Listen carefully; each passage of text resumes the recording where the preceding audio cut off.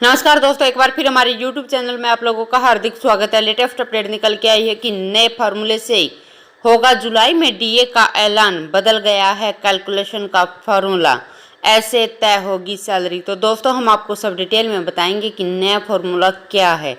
अगर आप हमारे चैनल पर फर्स्ट टाइम विजिट कर रहे हैं तो चैनल को लाइक कर दीजिए, सब्सक्राइब कर दीजिए, साथ ही साथ बेल आइकन को भी बजा दीजिए ताकि गवर्नमेंट या पेंशन से संबंधित जितने भी न्यूज आते हैं उनकी नोटिफिकेशन आप लोगों के पास तुरंत पहुँच के। तो करते हैं वीडियो को स्टार्ट बिना किसी देरी के।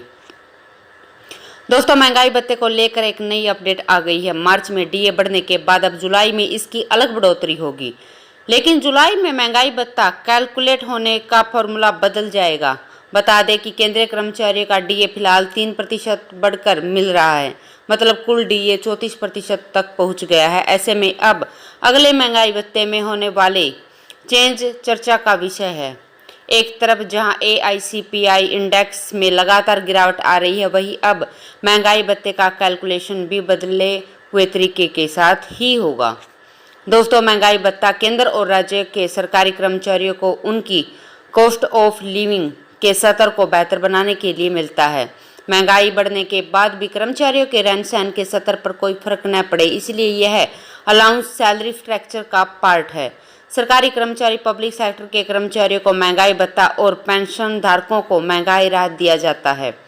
महंगाई भत्ते को लेकर श्रम मंत्रालय ने कैलकुलेशन का फॉर्मूला बदल दिया है। श्रम मंत्रालय ने महंगाई भत्ते के आधार वर्ष 2016 में बदलाव किया है। मजदूरी दर सूचांक की एक नई सीरीज जारी की है। श्रम मंत्रालय ने कहा है कि आधार वर्ष 2016 बराबर 100 के साथ WRI की नई सीरीज 1963 से 1965 के आधार वर्ष की पुरानी सीरीज की आधार पर तय होगी। दोस्तों सेवंथ पे कमीशन के महंगाई भत्ते की मौजूदा दर को मूल वेतन से गुणा करने पर महंगाई भत्ते की रकम निकाली जाती है। प्रतिशत की मौजूदा दर 12% है। अगर आपका मूल वेतन 56,900 रुपये डीए है तो 56,900 गुणा में 12/100 है। महंगाई भत्ते का प्रतिशत बराबर पिछले 12 महीने का CPI का औसत -115.76। अब जितना आएगा उसे 115.76 से भाग दिया जाता है, जो अंक आएगा उसे 100 से गुना कर दी जाती है।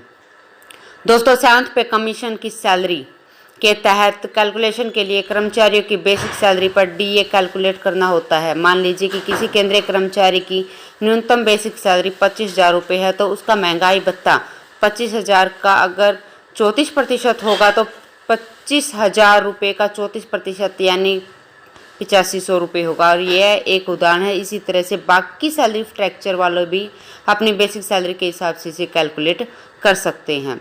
महंगाई भत्ता पूरी तरह से टैक्सेबल होगा और भारत में आयकर नियमों के तहत इनकम टैक्स रिटर्न में महंगाई भत्ते के बारे में अलग से जानकारी देनी होती है। मतलब आपको जितनी भी रकम महंगाई भत्ते के नाम पर मिलती है वह टैक्सेबल होगी और उसे टैक्स का चुनाव होगा।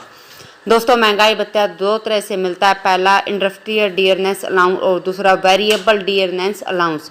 इंडस्ट्रियल रियल अलाउंस का संशोधन हर 3 महीने में होता है और यह केंद्र सरकार के पब्लिक सेक्टर में काम करने वाले कर्मचारियों के लिए होता है। CPI के आधार पर होता है और वेरिएबल डियरनेस अलाउंस का रिवीजन हर 6 महीने में होता है और वेरिएबल डियरनेस अलाउंस का आंकलन भी CPI के आधार पर ही होता है। तो दोस्तों आज के लिए इतना ही, मिलते हैं नेक्स्ट वीडियो में। तब तक के लिए जय हिंद, जय भारत।